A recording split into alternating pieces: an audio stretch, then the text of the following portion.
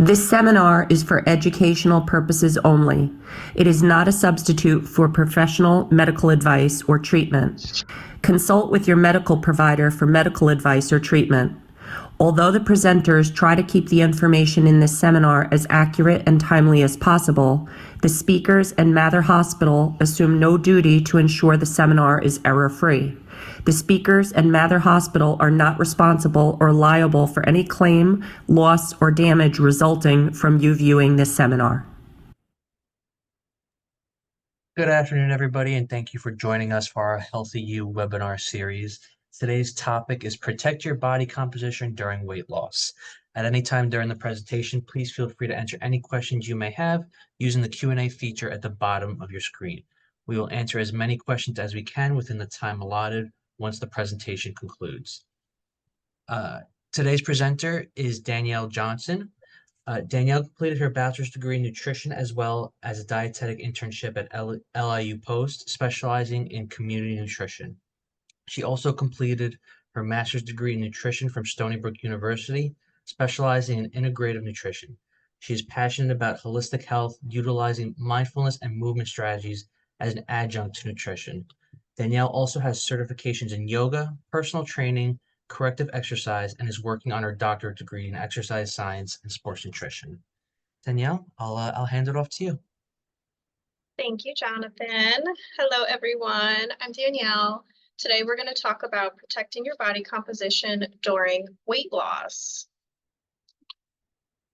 All right, so I'm sure everyone has heard of most of, if not all of these names that I'm about to rattle off: Wegovy, Zepbound, Ozempic, Saxenda, Mounjaro, Casimia, and Contrave. So these are what we know as the weight loss medications, and there's been a huge uptick in the usage of these, and that is why I wanted to take the opportunity to address some of the things that you may hear about and related to weight loss with these medications. One of the well-known, I guess, side effects, the Ozempic face and Ozempic butt. So that's kind of really what I wanted to sort of focus on today. So these weight loss medications, yes, they do produce weight loss, but what is the quality of that weight loss? What positive changes are you making in the process? Can you maintain that weight loss long term? And it's important to recognize that quality is much more important than quantity alone. So I am going to go over practical tips throughout the presentation in order to protect your muscle mass and promote fat loss while taking weight loss medications or any other method of weight loss. So when we talk about the Ozempic face and Ozempic butt, it typically has to do with what's known as rapid weight loss. And this can occur with or without medications, but it can potentially signify the lack of adequate protein and strength training. So in order to prevent those things, like the Ozempic face, Ozempic butt, which again can happen without medication, is to make sure you're having adequate protein, overall balanced diet, and strength training. So I will go over tips related to that, but I'm also going to go into some of the science to just educate you about body composition in general. So when we look at body composition, we have fat versus fat-free mass. Fat-free mass includes everything in the body besides our fat. So this includes organs, water, bones, muscle, tissues, tendons, and ligaments. What we will focus on today is muscle and fat. Now, when you step on a traditional scale to capture your body weight, it's only going to give you a glimpse of what your weight represents.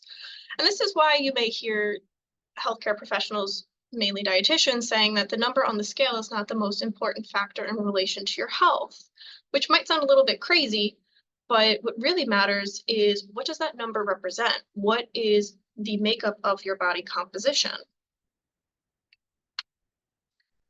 Looking closer at muscle tissue, there are several types of tissue. We have skeletal, cardiac, and smooth. Skeletal muscle is attached to the bones and allows for our body to produce movement.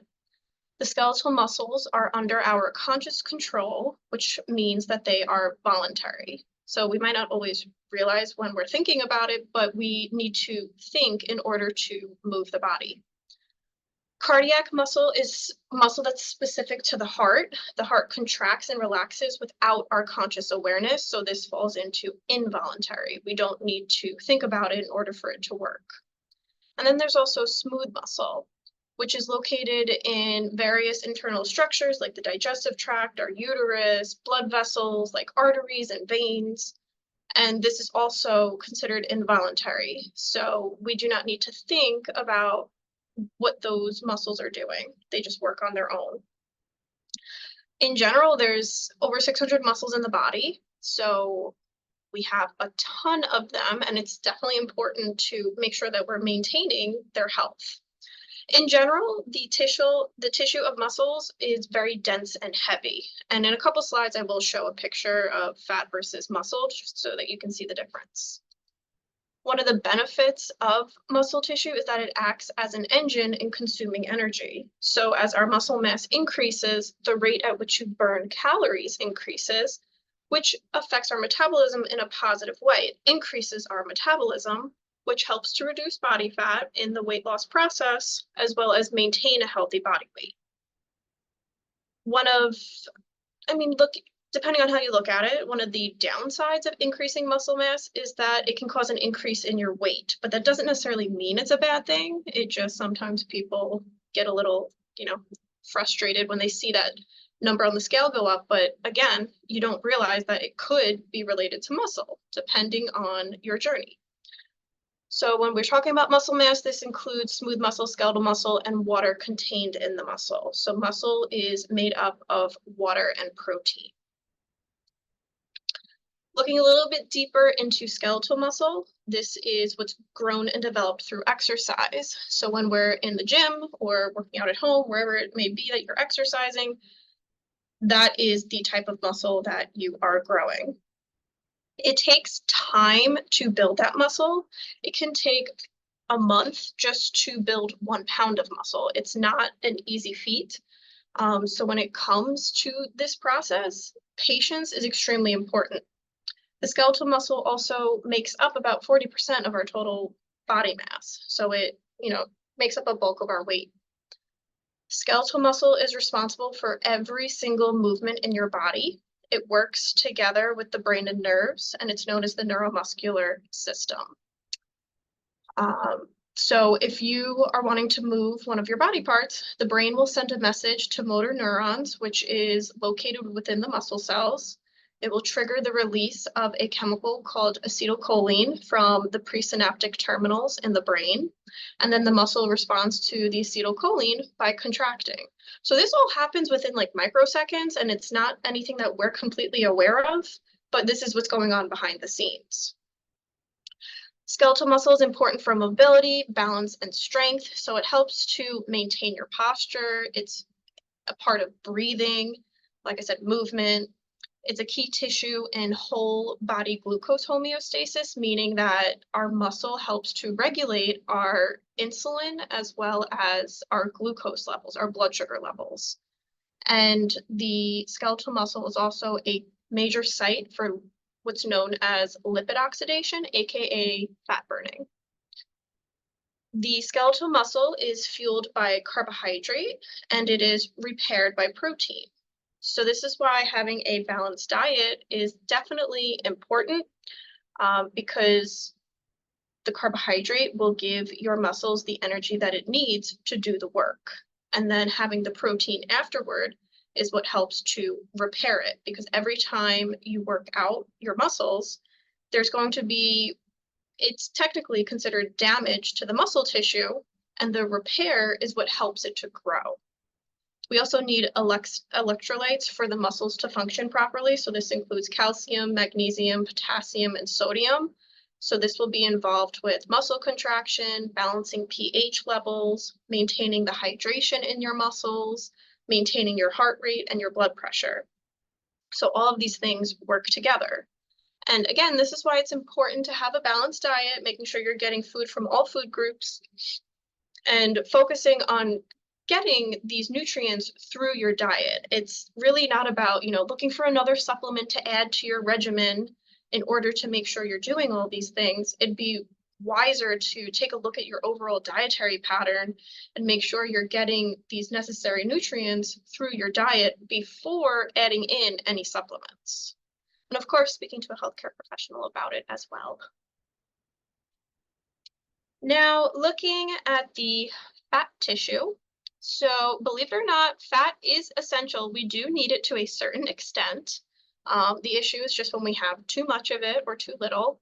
But what it is essential for is maintaining our body temperature, cushioning our joints, and protecting the internal organs. In general, the tissue itself is very fluffy. When we have excess calories, it's stored in the fat cells. And if the stored fat is not converted into energy later, it creates excess body fat. And I will talk about the science of fat burning in a few slides, but we are typically always burning fat. When our body is at rest, it's using the fat in the storage cells, and that's just where our basic energy comes from. So it comes from stored energy. And the way that it is stored, excess intake of food is converted into fat in your body as stored fuel. And these are known as triglycerides, which lies in the fat cells. It's made up of carbon, hydrogen, and oxygen. When we have too little body fat, it increases the risk of injury, osteoporosis, and irregular menstruation. So this is actually very common in like the eating disorder community, where they're trying to look a certain way. They might be engaging in unhealthy behaviors that causes their bodies to have too low fat levels, and they experience these types of side effects. I think most people are familiar with the side effects of having too much body fat. It increases the risk for hypertension, heart disease, diabetes, as well as certain cancers. The distribution of fat is extremely important, specifically in the abdominal region. Looking at fat distribution, it's determined by waist circumference. So the more fat that we have in the midsection, the more dangerous it is. Unhealthy levels for waist circumference in men is over 40 inches, in women over 35 inches. And this is a simple measurement that you can do on your own at home, just to kind of get a baseline idea of if you have high levels of fat in that section. We have two different types of fat as well that develop. So there's subcutaneous and visceral. Subcutaneous is needed to a certain amount. So this is kind of reflecting more of what I was going over on the last slide. It does serve a purpose. It serves as a function. It protects various things within the body. So subcutaneous fat, it develops under the skin. It's based on genetics, diet, and exercise. And then we have visceral fat, which is not needed at all. It wraps around the organs. It can be very dangerous, and it increases the development of inflammatory proteins that will trigger chronic inflammation, as well as narrow the blood vessels, which causes an increase in blood pressure. And that can also have a cascade effect on the rest of our body. Typically, what's seen in research when someone starts to lose weight, they typically lose the visceral fat first, because that is the non-essential fat. And then once you lose that type of fat, it'll start to target the subcutaneous fat.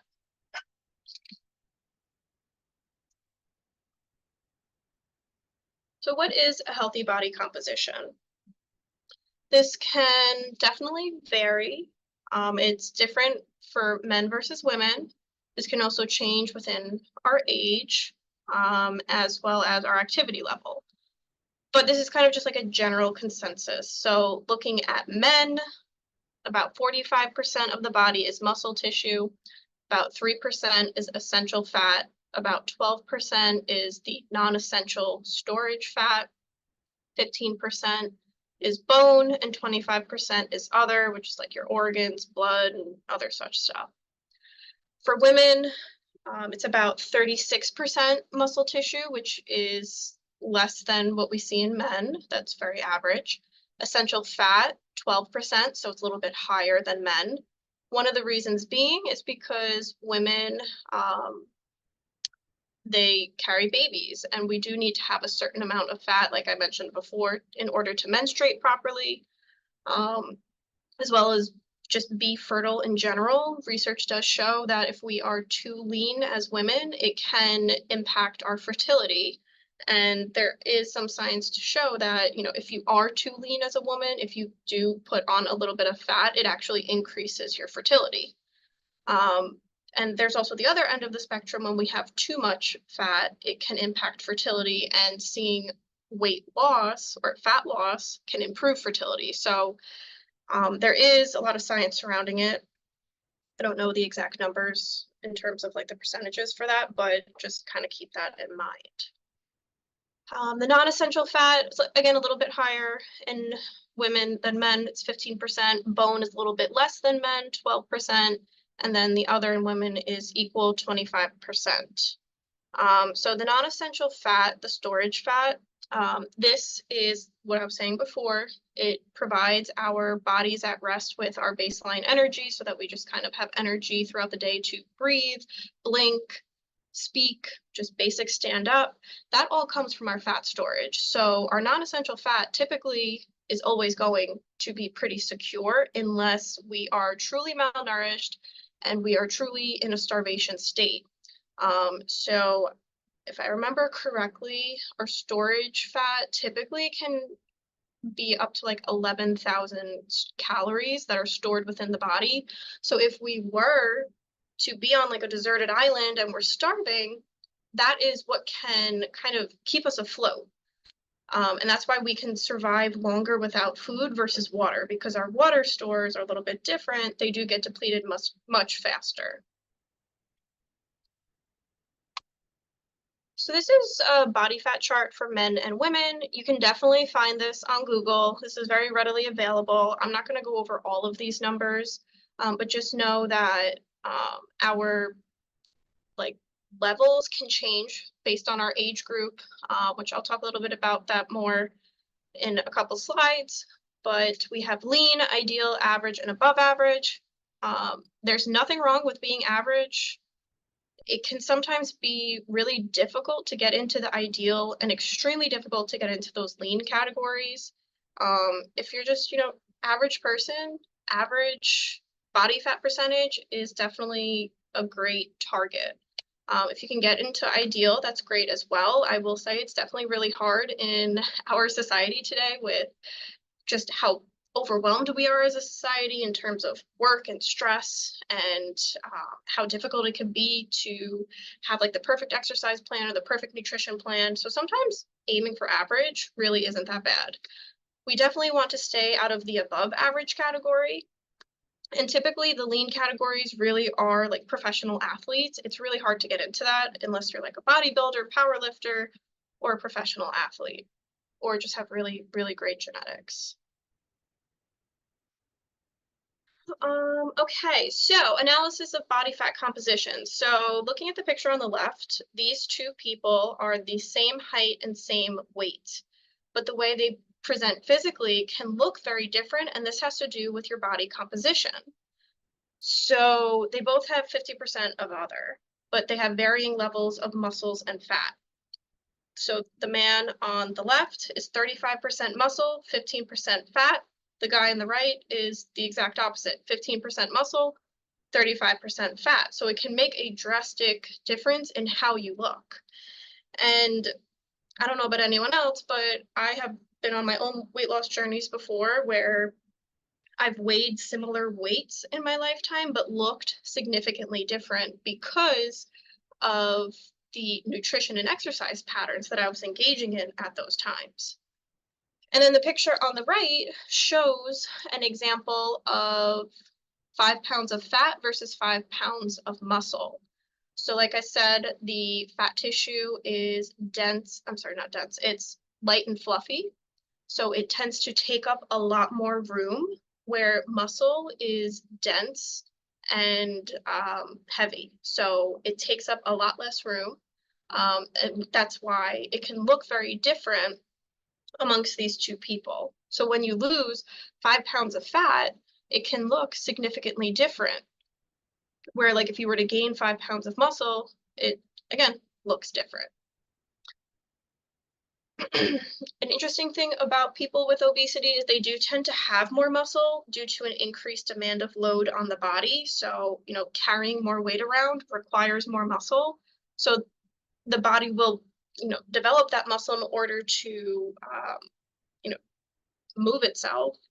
But it does also tend to be poor quality muscle because there's also, they see an increase of fat within the muscle cells themselves. So having more fat will lead to more muscle fat, which can cause increased aging, loss of strength, decrease in insulin sensitivity, and inappropriate fat distribution. So even though we can have more muscle in bigger bodies, it doesn't necessarily mean the quality of it is better.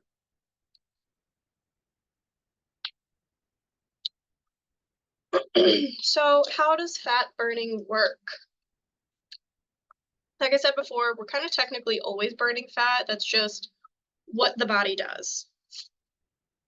So we take in our food, which is considered chemical energy, fat, carbohydrate, protein. Those are the macronutrients that will provide us chemical energy. Goes into the body through the whole ATP process, which is our metabolism. And if we want to lose weight, we have to metabolize the triglycerides, what I mentioned earlier, the stored fat. So when you reduce your caloric intake or burn your calories through exercise, you're creating a caloric deficit, which allows your body to resort to the fat reserves as a source of fuel for energy. As a result, it releases a hormone that activates the enzyme lipase in your body, which is responsible for fat breakdown, or also known as lipolysis. The muscles, lungs, and heart will use the lipase to pick up the fatty acids, break them apart, and use the energy as ATP, so it'll get involved into the metabolism. So the byproduct, which is the chemical waste, the CO2 or carbon dioxide and H2O water, is how the fat will leave our body. So it sounds a little funny, but it literally leaves our body through respiration, which is breathing, urination, and perspiration. And I do really want to emphasize that there is no way to speed this up. This is all chemically driven. So, sometimes people will say like, I need to sweat more or I need to breathe more and start hyperventilating, which we don't want to do that. So participating in natural exercise, having a healthy diet, making sure you are getting adequate water so that your body can do what it's supposed to do during the weight loss process. So instead of looking for ways to speed this process up, just focus on the basics, which again, I will go over that in a little bit, is really the best way to approach your weight loss journey, whether that includes the medication, surgery, or just basic behaviors, just trying to allow the body to do what it's supposed to do. So how does stress affect weight gain and weight loss? There are some obvious things that most of us know: stress eating, emotional eating. Sometimes the reason we do those things is because we're looking for happiness. We might be looking for a distraction or a relief from some of those emotions. There could be reduced physical activity because maybe you're just not feeling up for it, or maybe you just don't even have the time for it. And there can also be hormonal changes as a result of stress. So when we feel stress, we go into fight or flight mode to protect ourselves.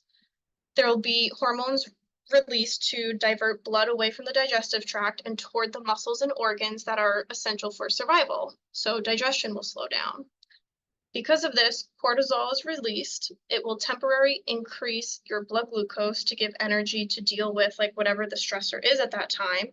And once the threat is over, your blood sugar returns to normal. However, in chronic stress, including PTSD, it does not allow the body to recover properly. So it will keep our blood sugar levels elevated, which will trigger the release of insulin, which could lead to insulin resistance. So when we are in chronic states of stress, we can cause insulin resistance as a result of just our natural bodily reactions. So the picture on the left, how chronic stress, which I don't love this terminology here, can make you fat or just make you gain weight. Increased stress increases cortisol, which will decrease leptin sensitivity, meaning you won't feel full and you feel more hungry. So increased hunger, because you're eating more, it increases the fat storage, which will increase your weight. And then the picture I have here on the right is a little bit of like the breakdown of how cortisol can increase insulin resistance. And this is very sciencey, so I apologize. I get a little too sciencey here, but I do just want to explain this picture. So we have the muscle cell. There's decreased GLUT4 translocation and decreased glucose uptake. So the GLUT4 translocation transporter is responsible for insulin being regulated, and it does that by glucose uptake into the fat and muscle cells. There's also increased proteolysis and beta oxidation and lipolysis. So this means that we're going to see an increased breakdown of protein molecules, aka breakdown of the muscle. And then an increased beta oxidation and lipolysis is a breakdown of fat to be used for energy, which increases the level of fatty acids in the bloodstream. So again, that's all going to contribute to the insulin resistance. In the liver, we have increased lipogenesis, which is the creation of fat, so it'll contribute to fatty liver. And there's an increase in gluconeogenesis, which is creating glucose, not from food. So usually what happens is we break down muscle in the body, take that and create glucose, which will, again, increase your blood sugar levels. And because the blood sugar levels are increased, more insulin is going to be released, leading to insulin resistance. The fat cells, there's decreased glucose uptake. So when we don't uptake that glucose, it's going to just sit in the bloodstream. So again, elevated blood sugar levels. There's an increase in adipogenesis, which is fat storage. There's an increase in lipolysis. So again, there's increased circulating levels of fatty acids. So sometimes, like, for example, people with diabetes, when they're admitted into the hospital, they may see triglyceride levels of like 800 or higher, and that could be as a result of the increased lipolysis because there's an increase of fatty acids circulating in the blood. And then here we have the pancreas. So there's an increased hypertrophy of beta pancreatic cells and hyperplasia of beta pancreatic cells. So what this means, these cells in the pancreas are responsible for maintaining glucose homeostasis. They regulate the glucose levels. It is the primary source of insulin, and it's usually very tightly regulated. So the hypertrophy and hyperplasia occur due to an increased demand for insulin, which means the pancreas is working a lot harder, and it has to increase the number and size of these cells. So there's increased blood sugar levels, meaning hyperglycemia, increase in fatty liver, increase in high levels of insulin, and all of those tied together lead to insulin resistance. Okay. Now, concerns with weight loss, loss of lean body mass, osteoporosis, and sarcopenia. A lot of these things have some things in common and they kind of affect one another, but I'm going to go into each one. The goal with weight loss for a healthy weight loss is aiming for 0.5 to 1% weight loss weekly. And that can look different for everyone depending on what your body weight is and how much your body needs to lose. But ideally, you want to optimize behavior change with food and exercise. So whether you are losing weight on your own or using a medication or using surgery as a tool, it's still extremely important to optimize behavior change with food and exercise because that is what's going to maintain your weight loss long term. Loss of lean body mass. So we're talking specifically about muscle mass. Mechanisms that increase the loss in muscle mass, decrease protein synthesis, and increase protein breakdown. So we're not making any new muscle, but we're breaking it down. Things that will contribute to that: absence of resistance exercise, because that is what will build the muscle. And then low protein and low calorie intake, because you're not feeding your body enough in order to either maintain the muscle you have or build more of it. Possible consequences of the loss of lean body mass: reduced strength, poor posture, poor quality of movement, interference in homeostasis, and a decreased metabolism. And this is where we can run into issues with weight regain, because when we lose the lean body mass and we decrease our metabolism, it kind of creates a recipe for increased weight regain. We may also have the inability to carry out daily activities, reduced quality of life, and low energy. It will also increase the risk of osteoporosis and sarcopenia. There are different rates of muscle loss with weight loss. So I tried to break that down here on the bottom. So let's say someone is normal weight, they have a healthy BMI, they really don't need to lose weight, but maybe they want to for whatever reason, and they're changing their behaviors. That is actually the highest risk of losing muscle, because technically you don't really need to. So that is where the most muscle loss is seen in the weight loss world, is when you have a normal, healthy weight and you try to promote weight loss. So you can lose 35% or more of your muscle. If you are in the obese category and you're doing solely behavior change, it's only about 20 to 30% muscle loss. Bariatric surgery, the research shows less than 30%. And there's not enough information right now regarding the weight loss medications, but there's definitely a good amount of preliminary evidence now of rapid weight loss causing muscle and bone loss with the weight loss medications. So what that means is that's why we're seeing things like Ozempic face, Ozempic butt. I mean, it comes from all of those medications, as well as they are seeing an increase in osteoporosis in these communities as well.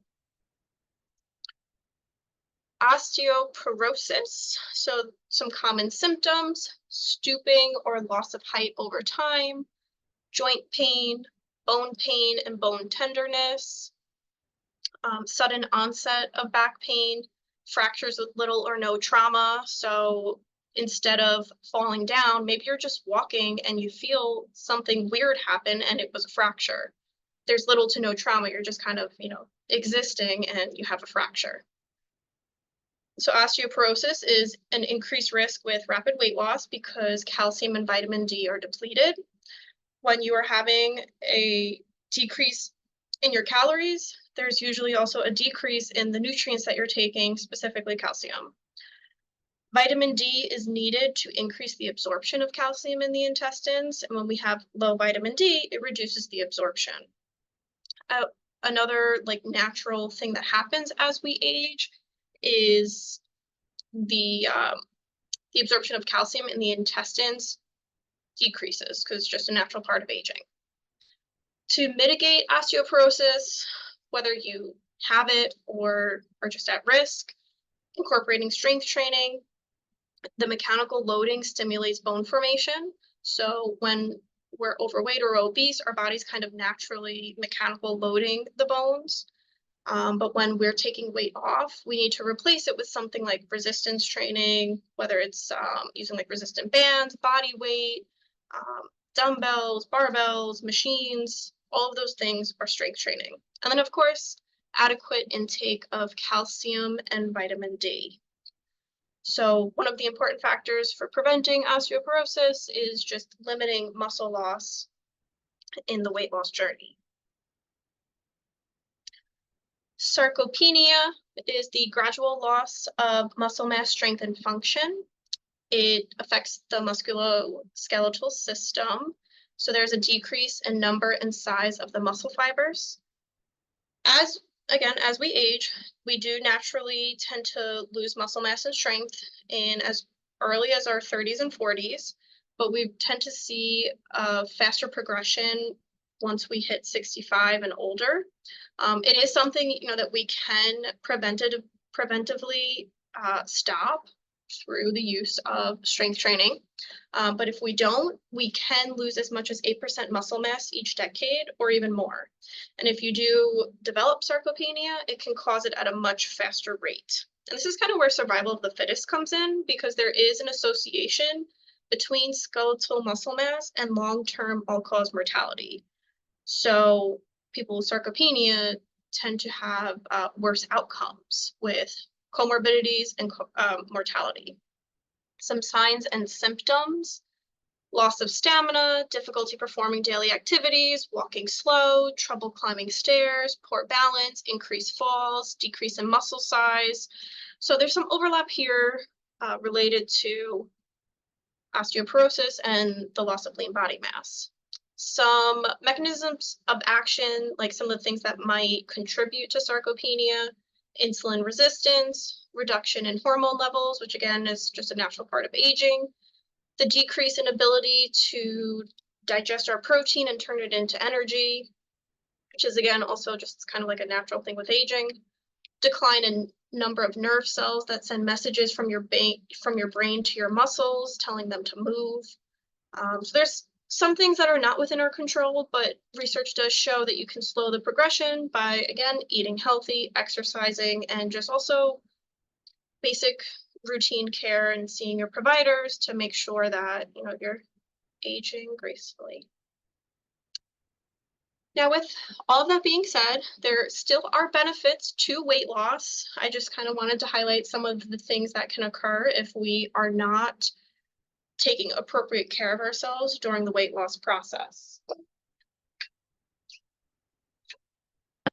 So weight loss, despite the loss of muscle mass, does have beneficial effects on muscle quality and improves overall physical function. There is a lower need for muscle mass with the reduction of total body mass. So this has to do with the mechanical loading. If we are losing body fat, our body doesn't need to work as hard, and there's less need for muscle. So there will be a natural decrease in muscle. And just because there is a loss of muscle does not automatically mean there's a loss in strength. Reduced muscle lipids, which is the fat that can be intertwined in the muscle, when you lose that, it'll improve the physical function, balance, walking speed, and stair climbing. And sometimes people do find, like, if they've lost a significant amount of weight, they walk a little bit different because the quality of their muscle changed with the weight loss. And this is most likely due to a total body fat loss. Adding in resistance and endurance training improves muscle strength. Nutrition tips to protect your body composition. It's important to consider quality, quantity, source, and timing of nutrients. It's not just about how many calories you have and just the number of macros throughout the day. You want to be choosing high quality sources, spacing it appropriate throughout the day, as well as balancing your plate overall, whether it's a meal or snack. It is best to aim for small, frequent meals throughout the day. Don't skip meals because prolonged fasting will stimulate the muscle protein breakdown. So feeding your body will promote muscle protein synthesis. Aim for at least 20 grams of protein per meal or snack. Again, this is what the research shows to stimulate muscle protein synthesis. And you can have more than 20 grams. It's just recommended at least 20. Having 3 large meals throughout the day with long gaps in between them promotes a higher release of insulin, which can promote higher fat storage compared to having 3 smaller meals and 2 to 3 snacks in between your meals. This will lead to a lower release of insulin to utilize the nutrients appropriately. So that is why we don't want to skip meals. It'll also help to optimize the absorption of nutrients. It allows for more opportunity to burn calories throughout the day, because when we eat, we do burn calories as part of our metabolism.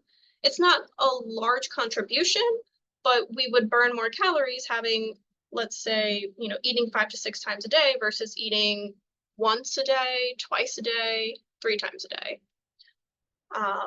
Aim for a small caloric deficit, about 200 to 500 calories a day. because we don't want it to be too drastic. The more drastic it is, the more likely you are to increase muscle protein breakdown. And in general, you do also want to make sure you're getting adequate protein if you do have a severe calorie restriction, because the research does show, like, let's say you're following a very low calorie diet, having high protein kind of counteracts to balance and prevent muscle protein breakdown. Avoid fad diets. There's always, something new coming out that's being recommended, and just because it's being recommended or came from a research study does not mean that it is the best option, and does not mean that there has been enough research to support it. Most fad diets produce short-term weight loss. It's usually not able to be maintained as a long-term lifestyle.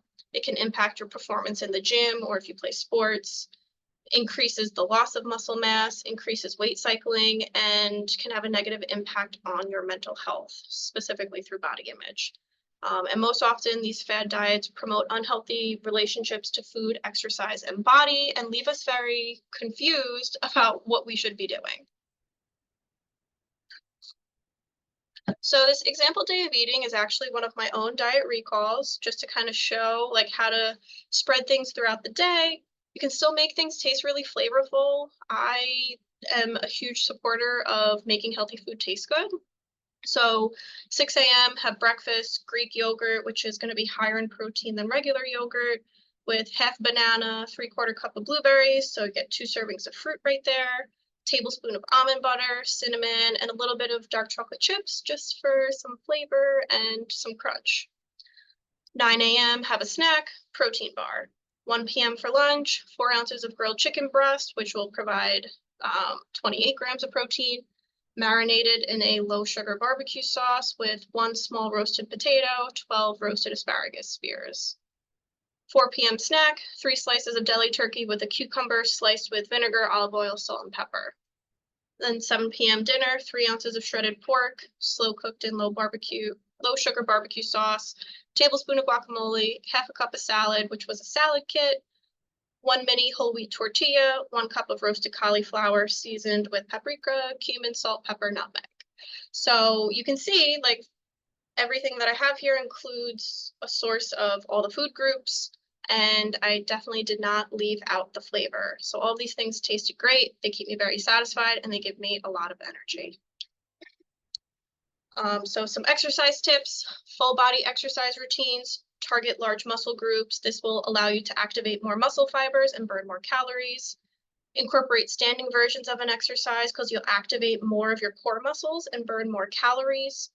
Train all parts of the body, not just your abs. I know a lot of people, when they're losing weight, that's all they really want to focus on, and you're really missing out on a very good calorie burn when you're ignoring all the other muscles of your body. And there are so many more core exercises besides crunches and sit-ups. So you can definitely do some research about that as well. Make sure that you have proper form. If you don't have proper form, you are not going to activate the muscles properly. And that is going to reduce your calorie burn and also increase the risk of injury, which reduces your ability to exercise. So don't be afraid to reach out to a trainer. You can incorporate interval training where you bring your heart rate up and down repeatedly. You could do high, moderate, or low intensity for interval training, and you can do this with or without resistance. Increase your NEAT activity. That stands for non-exercise activity thermogenesis. So these are all the activities you do just in your day-to-day life. It is a great way to increase calorie burn. So walking more, standing more, doing the dishes instead of putting them in the dishwasher, vacuuming, any little way that you can move more throughout your day will help to contribute to your calorie burn. Progress, you can do this in different ways by increasing the weight that you use in your workouts, decreasing your rest period, increase your reps, increase frequency, incorporate supersets or circuits. So it's good to, change things up. That way you don't get bored, and you can also just challenge yourself. And make sure that you allow rest. Over-exercising leads to burnout and injury, and again, that can reduce your ability to exercise. Example workout plan. Again, this is actually my own workout plan. I'm a big proponent of full body workouts. and I split it up into 3 days. So I'll do, of course, warm up and cool down, but then target each part of the body. So day 1, back squat, hip thrust, chest press, lat pull down, upright row, inner thigh press. Day 2, a goblet squat, Romanian deadlift, push-ups, pull-ups, shoulder press, outer thigh press. And I do recognize that not everyone may know these terms, but you can certainly look these up. There's lots of great tutorials online, or you can always, like I said, work with a trainer. Day 3, forward lunge, hamstring curl, chest dip, seated row, face pull, step ups. So this targets really all of the large muscle groups of the body. How to measure and track your body composition. One thing you should definitely ask, is it appropriate for you? Can you measure and track in a healthy way, or is it something that will be triggering for you? When it comes to measuring your weight, do not measure it daily because you're going to become a prisoner of the scale. I recommend doing it once a week at most. And make sure to check your ego and your mindset. Truly understand that your weight does not measure your worth or your value. You are not a bad person because you had a brownie last night. You're not a bad person if you couldn't control yourself and ate the whole tray of brownies. And you're not a bad person if your scale went up 2 pounds. You're not a bad person if your scale went up 100 pounds. But if you are unable to separate your ego, your mindset, your worth, your value from your behaviors and your body weight, then it's going to be difficult to make this a true lifestyle. Some different ways to measure: bioelectrical impedance scale, which is what's on this slide. A lot of them are Bluetooth now. You can connect it to your phone, gives you a whole breakdown of your body composition. You can, of course, use progress pictures, clothing size, skin fold calipers, or a DEXA scan, which requires a doctor. Not all doctors offer that, but that is the most high quality option to get a breakdown of your body composition, the DEXA scan. Seek support, work with professionals like a doctor, dietitian, personal trainer, and therapist. You can find a dietitian through eatright.org, faynutrition.com, healthprofs.com. You can also ask your doctor for a referral or call your insurance company to see what your coverage is. There are dietitians who specialize in weight management as well as sports nutrition. You can join or create communities to find support. You can join programs, attend workshops, or support groups. Before we go into some questions, I just want to leave you guys with some mindset recommendations.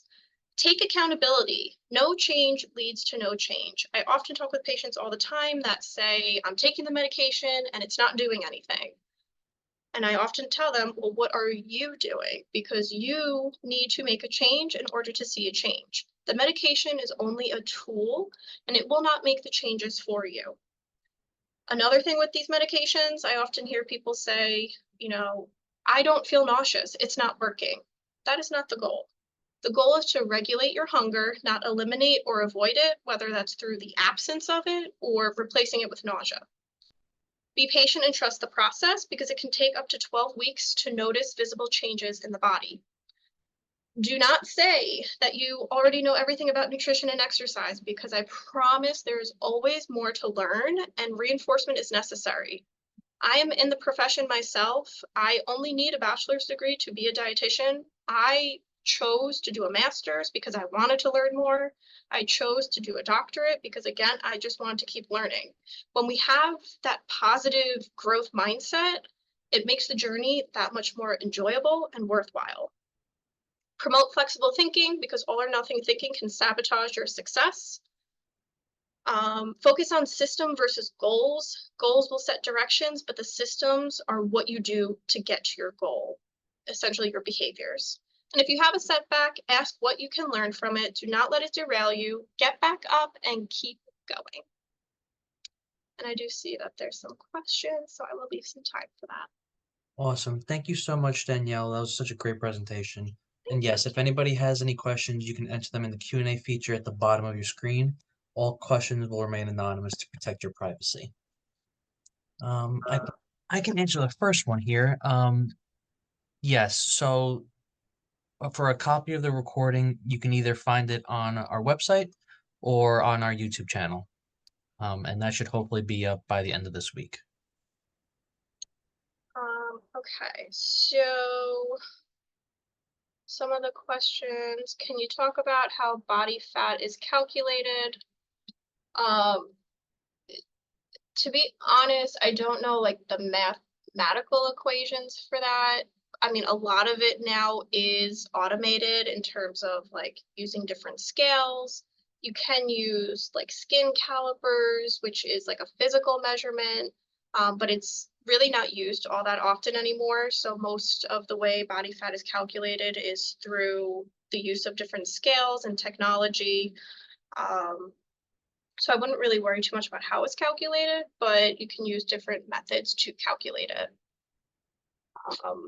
Can you include a food group chart and serving size from each group? I mean, the presentation has concluded, but what I would recommend is going to like the USDA. You can look at My Plate. They have a lot of great infographics that show the different food groups and serving sizes for the food groups. And I think if you just type into Google like My Plate food groups, you'll definitely be able to find that because that information is very readily available. I've lost a lot of muscle due to chemotherapy. What would be the best way to regain this weight loss? So that is definitely common, and the best way to mitigate that is incorporating strength training. That, of course, you would want to wait until your doctor says it's safe for you to do so. I don't know the exact guidelines in terms of like when you are able to engage in physical activity again or what types, but it's definitely something you should get clearance from your doctor for. And then I would recommend to seek a personal trainer so that way you're able to let them know what you went through, what limitations you might have, and that way they can develop a plan for you that eases you back into it in a safe way and helps you reach your goals.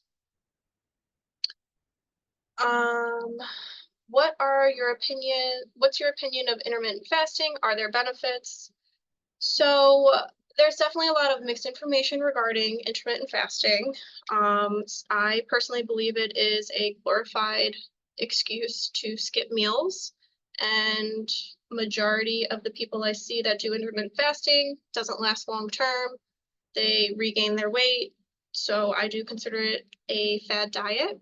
But with that being said, our bodies do benefit from going into an overnight fast when we go to sleep. So in general, I mean, 12 hours is a good time frame to aim for. So like, let's say you have dinner at 6 p.m., have breakfast at 6 a.m. the next day. But it really varies because sometimes people, they're very active at night. Maybe they go to the gym after work and they need a snack to replenish their body afterward, and it's like 8 or 9 p.m. So with that being said, for intermittent fasting, if that's something you really wanted to do, I would recommend to approach a healthcare provider so that you can do that appropriately and not be fasting too long. And then last question, where did you attend school? So I did my bachelor's and internship at LIU Post. I did my master's in integrative nutrition at Stony Brook, and I am now earning my doctorate in exercise science and sports nutrition at Concordia University of St. Paul. So my master's was completed online, and I'm doing my doctorate online. And I think that's all the questions. Yeah, that looks like the last question. So I wanted to thank you again, Danielle, for the great presentation, and thank you, everybody, for joining. If you have any additional questions, you can email them off at matherhospital@northwell.edu. Once you exit the webinar, you will see a link to complete a brief survey. If you can please complete that survey, your feedback is extremely important to us and helps us plan future events. And if you'd like to view past HealthyU webinars, you can see them at www.matherhospital.org/healthyu. Thank you all so much. Thank you, Danielle, and enjoy the rest of your day, everybody. Thank you.